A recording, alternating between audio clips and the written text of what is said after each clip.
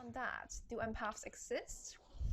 I think that we are all empaths. At the time that I learned the term and I learned about it, an empath was a special person, a special kind of unusually emotionally aware person.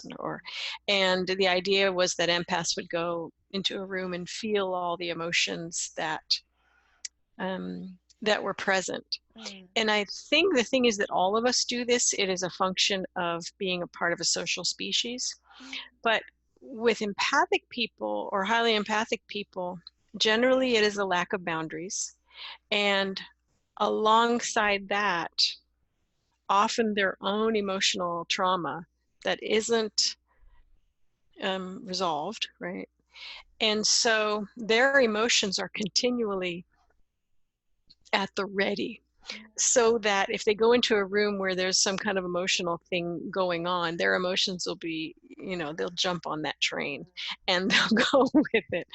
So when I work with hyperempathic people, I definitely teach them how to identify emotions in themselves and others, how to regulate them, and how to set boundaries so that they begin to have a sense of, okay, this is me and these are my emotions.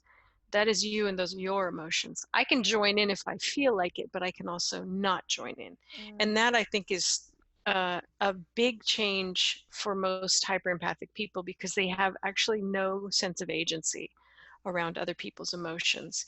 And a lot of that travels back to childhood. Yeah, it may even have been life-saving if they grew up in a violent or emotionally abusive family.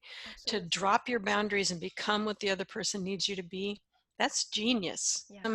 With a depressive parent, well, what are you supposed to do if you feel happy? You may need to shut that down because it's in the way, right? What about when you feel exuberant? You may need to shut that down because your parents' boundaries are not strong either. So it's very much a part of your relationship to try to almost balance what's happening, which is totally unfair to have a child do, and yet it happens every day.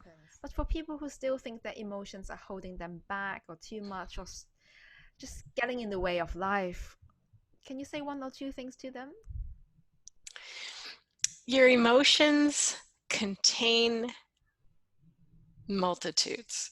I like to say emotions are always true.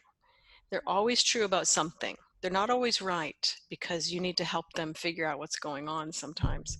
But they're always true. If you have an intense panic response, something around you is making you feel as if your life is in danger. So we need to work with that. Follow the emotions rather than saying, panic, damn it, there's nothing here that's going to kill me. So why are you don't shame your emotions, but just sit and say, why do I feel that my life is in danger right now? And track it. Help your emotions. Your emotions trying to give you the information. Help it get to the information. And rather than treating it like it's the problem, I always say emotions are not the problem. They bring you the skills to deal with the problem. Yeah. Yeah.